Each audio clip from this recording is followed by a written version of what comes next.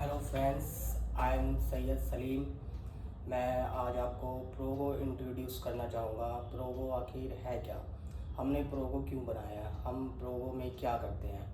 दोस्तों, प्रोगो कहने के लिए सिर्फ प्रोगो नहीं है, वो अपने आप में एक बहुत बड़ा वर्ड है। प्रोगो क्या करता है?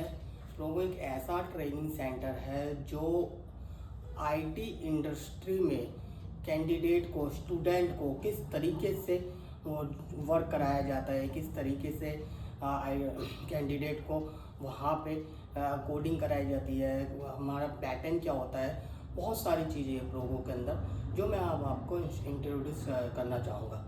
सबसे पहले तो मैं आपको ये बताऊँगा हमने प्रोगो क्यों बनाया है। प्रोगो बनाने का सबसे बड़ा रीज़न ये है दोस्तों, मैं देखता हूँ बहुत सारी जगह पे क्या होता है कि लोग जाते हैं, इंटरव्यू वगैरह भी देते हैं, इंटरव्यू देने जाते हैं। कुछ ऐसे कैंडिडेट होते हैं जिनको जॉब भी लग जाती है, वो जॉब भी करते हैं, लेकिन वहाँ पे उनको जिस पोजीशन के लिए हायर किया जाता है वो पोजीशन से उनको हटा दिया जाता है, क्योंकि इंटरव्यू तो उन्होंने क्रैक कर लिया, एक थ्योरी नॉलेज से वो इंटरव्यू क्रैक कर लेते हैं, बट मेन होता है वहाँ पे स्टे करना। तो स्टे करने के लिए उसकी स्किल्स उस लेवल की होनी चाहिए, जो एक्सपेक्टेशन रिक्रूटमेंट करते हैं कैंडिडेट की, वो एक्सपेक्टेशन उनसे पूरी नहीं हो पाती है। और बहुत सारे ऐसे कैंडिडेट भी होते हैं जो इंटरव्यू ही क्रैक नहीं कर पाते। वो इंटरव्यू के केस में क्या होता है, इंटरव्यू देने जाते हैं, बहुत सारी चीज़ें ऐसी हो जाती है जो उनको पता भी होती है, बट वो वहाँ पे एक्सप्लेन नहीं कर पाते हैं कि हमें क्या चीज़ कैसे करनी चाहिए। दोस्तों, प्रोगो क्या है कि प्रोगो इन्हीं सारी चीज़ों को देख के हमने प्रोगो बनाया है। दोस्तों, मेरी एक आईटी की कंपनी है इक्रोन टेक, और ये कंपनी मैं पिछले 10 साल से चला रहा हूँ। इस कंपनी में मैंने क्या देखा है, हम लोग इन 10 साल में 100+ कैंडिडेट आते हैं, चले जाते हैं। 100+ कैंडिडेट, बहुत सारे कैंडिडेट आए हमारे पास जो एज एन इंटर्नशिप भी आए, एज एन फ्रेशर भी आए, कुछ एक्सपीरियंस भी आए, बहुत सारे कैंडिडेट आए। बट हुआ क्या है कि वो कैंडिडेट जब आते हैं, जब हम उनको किसी भी प्रोजेक्ट पे बैठाते हैं, तो वो प्रोजेक्ट को देख के वो बिल्कुल ही भिन्न हो जाते हैं। उनको नहीं पता रहता है कि उस प्रोजेक्ट पे कैसे काम करना है, क्या चीज़ कैसे चल रही है, वो सारी चीज़ें होती है उसमें। तो हमने इन 10 साल में हमने एनालिसिस किया है कि कैंडिडेट को क्या ज़रूरत है, क्या चाहिए होता है। कैंडिडेट होता है क्या दोस्तों, कैंडिडेट इंस्टीट्यूट में जाता है, इंस्टीट्यूट में जाने के बाद वो सारी चीज़ें तो एज अ थ्योरी वो सबको ऑब्जर्व कर लेता है, सीख लेता है एज अ थ्योरी। बट दोस्तों, थ्योरी से ही सब कुछ नहीं होता है, सबसे मेन होती है प्रैक्टिकल की अगर मैं बात करूँ तो बहुत सारे इंस्टीट्यूट, यूनिवर्सिटी जो भी है, कोचिंग सेंटर बहुत सारे हैं जो प्रैक्टिकल भी कराते हैं, बट वो प्रैक्टिकल एक आईटी के अकॉर्डिंग बिल्कुल ही जीरो होती है।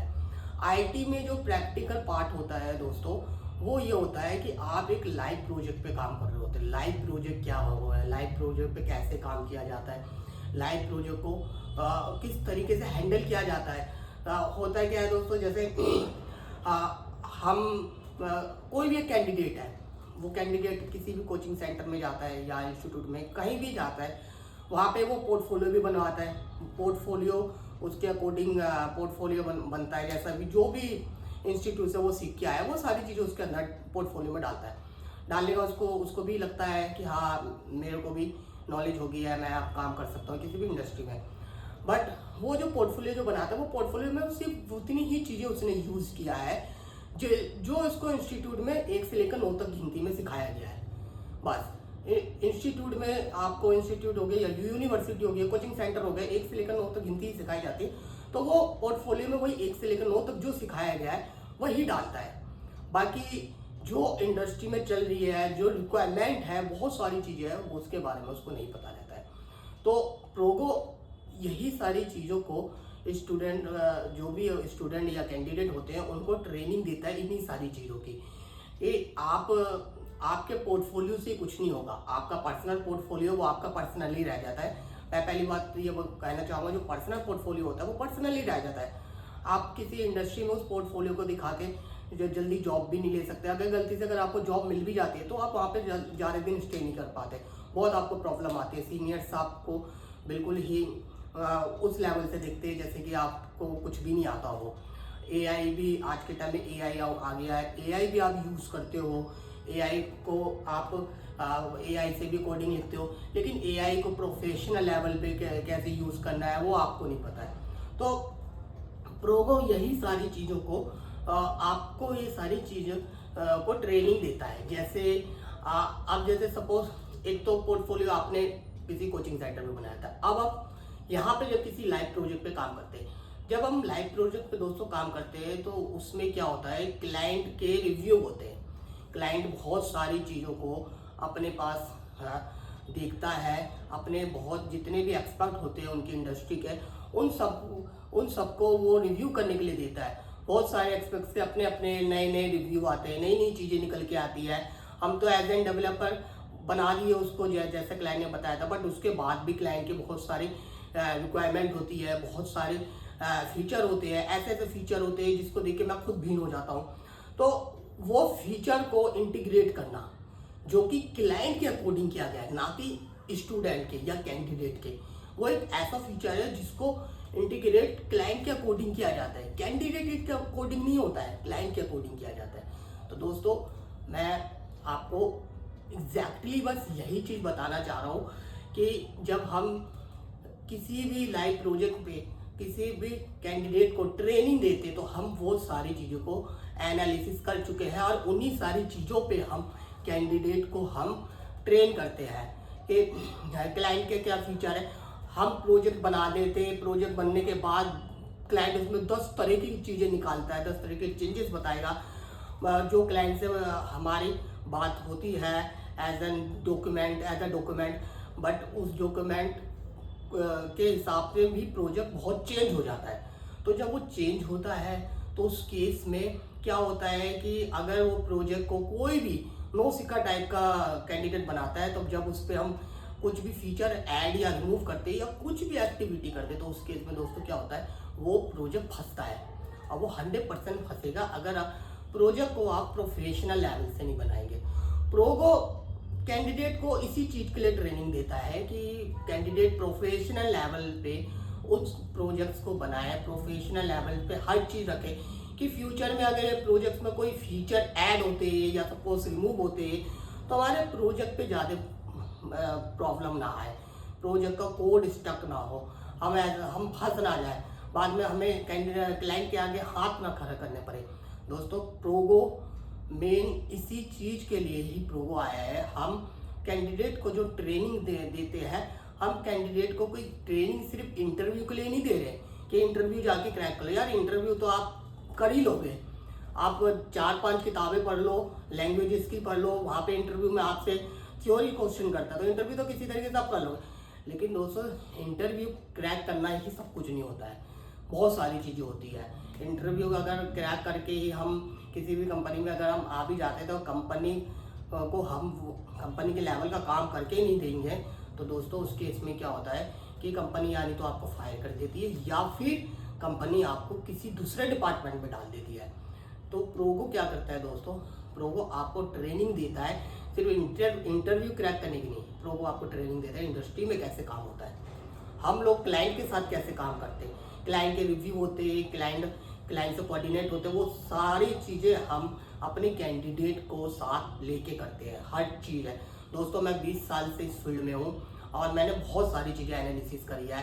दोस्तों मैं इस फील्ड में जब आया था, जब आप समझ लो CSS 3 भी बहुत अच्छी तरीके से इंडिया में नहीं आई थी। आज तो बहुत सारी चीज़ें आ गई है, बूटस्ट्रैप 5 आ गया है, बहुत सारे फ्रेमवर्क आ गए, आज Node.js आ गया है, आज ES6 आ गया है, बहुत सारी चीज़ें आ गई है।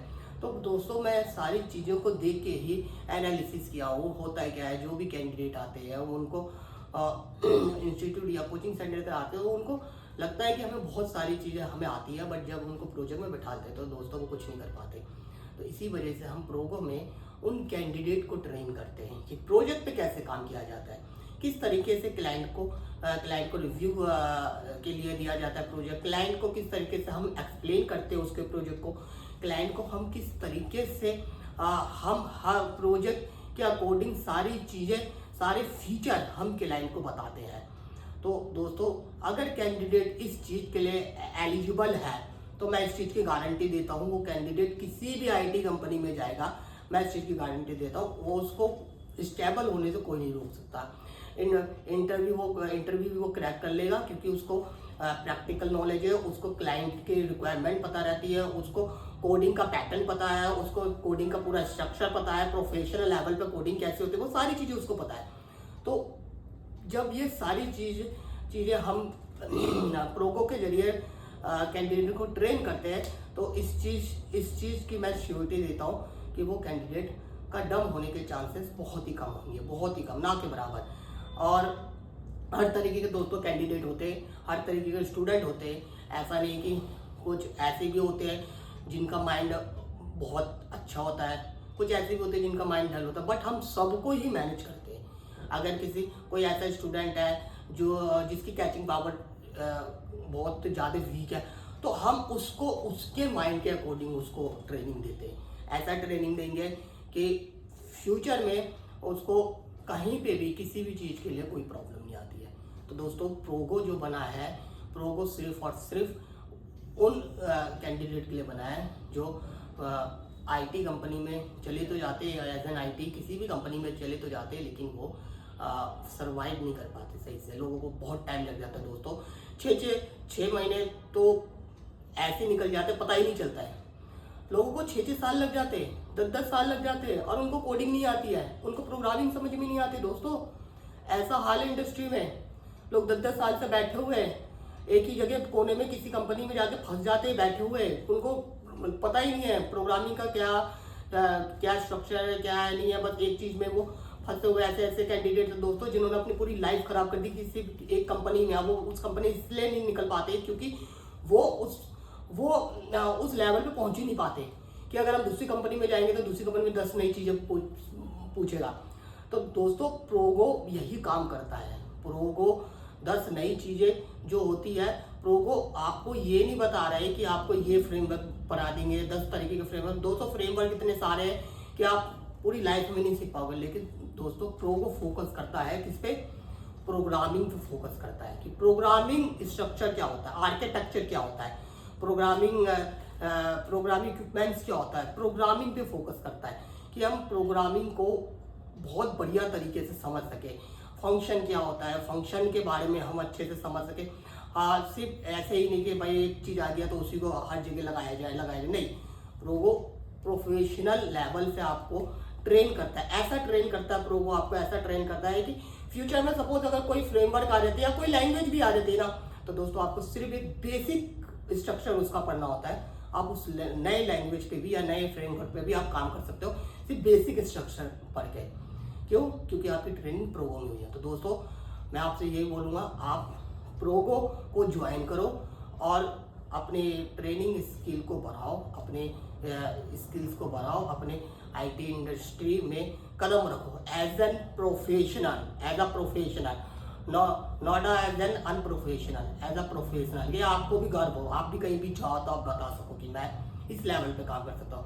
दोस्तों, मैं भी आपसे ज़्यादा टाइम नहीं लूँगा, मैं अभी इस वीडियो को पॉज करता हूँ और अगली वीडियो में मैं आपको और अच्छी तरीके से प्रोगो को इंट्रोड्यूस करूँगा। फिर इसके बाद मैं बहुत सारी वीडियो लेके आने वाला हूँ जिसमें मैं सिर्फ प्रोगो ही नहीं, मैं उसमें आपको डाटाबेस के बारे में बताऊंगा कि डाटाबेस का क्या स्ट्रक्चर होता है, मैं आपको फंक्शन के बारे में बताऊंगा, वेरिएबल, बहुत सारी चीज़ें, जितनी भी फ्रेमवर्क है, MVC क्या होता है, बहुत सारी चीज़ें हैं जो मैं 1 बाय 1 करके आपको पूरा डिस्क्रिप्शन के साथ बताऊंगा कि हम लोग किस तरीके से उसके बारे में समझे, एज अ प्रैक्टिकल किस तरीके से समझे, वो सारी चीज़ें मैं आपको अगली वीडियो में बताऊंगा। दोस्तों, मेरी वीडियो देखने के लिए बहुत बहुत शुक्रिया। Thank you so much.